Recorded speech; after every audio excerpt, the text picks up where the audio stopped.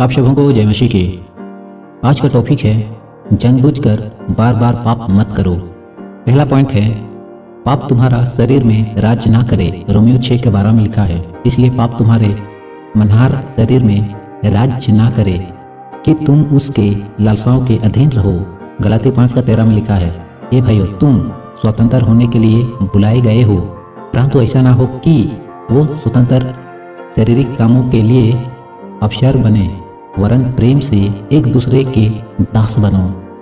दूसरा पॉइंट, तुम भी यीशु के चिन्ह पर चलो। पहला पतरस अध्याय 2 वचन 21। और तुम इसी के लिए बुलाए भी गए हो, क्योंकि मसीह भी तुम्हारे लिए दुख उठाकर तुम्हें एक आदर्श दे गया है कि तुम उसके चिन्ह पर चलो। ना तो उसने पाप किया और ना उसके मुंह से छल की कोई बात निकली। तीसरा पॉइंट, जो मैं नहीं करना चाहता हूँ वही करता हूँ, यानी पौलुस कहता है रोमियो अध्याय 7 वचन 15।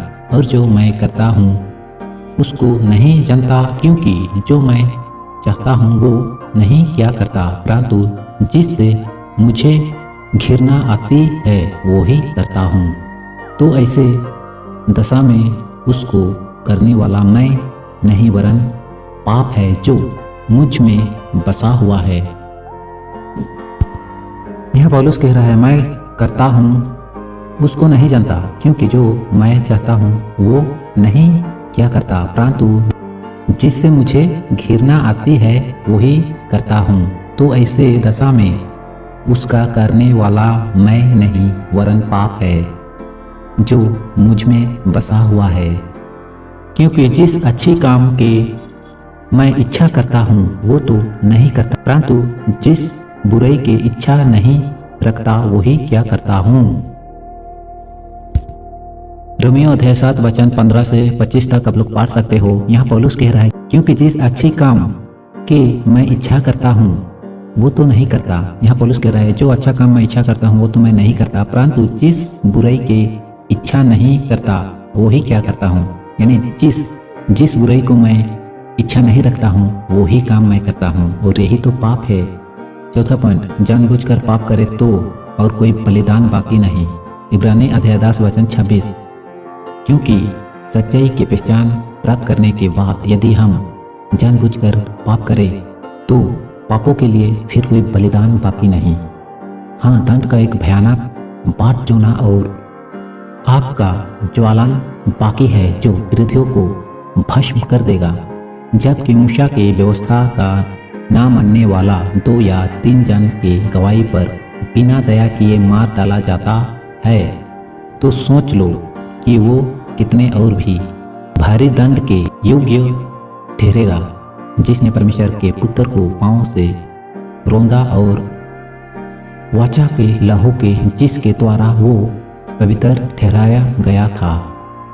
आप पवित्र जाना है और अनुग्रह के आत्मा का अपमान किया है। और मेरा धर्मी जन विश्वास से जीवित रहेगा, और यदि वे पीछे हट जाए तो मेरा मन उससे प्रसन्न ना होगा। यह वचन बता रहा है यदि मसीह में आने के बावजूद भी यदि हमसे पाप होता है, तो यहाँ पर वचन कहता है इब्रानी 10 का 38 में, और मेरा धार्मी जन विश्वास से जीवित रहेगा, और यदि वो पीछे हट जाए तो मेरा मन उससे प्रसन्न ना होगा। यानी प्रभु का वचन कहता है धर्मी व्यक्ति यदि अपना विश्वास से भटक जाए यानी पीछे हट जाए तो मैं उससे प्रसन्न नहीं होऊंगा, ये वचन कह रहा है। फिर अगले आयत में लिखा है, पर हम हटने वाले नहीं कि नाश हो जाएं, पर विश्वास करने वाले हैं कि प्राणों को बचाए। अपने को धोकर पवित्र करो, मेरे आँखों के सामने से अपने बुरे कामों को दूर करो। भविष्य में बुराई करना छोड़ दो, भलाई करना सीखो, यत्न से न्याय करो, उपद्रवी को सुधारो, अंत तक न्याय चुकाओ, विधवाओं का मुकदमा लड़ो।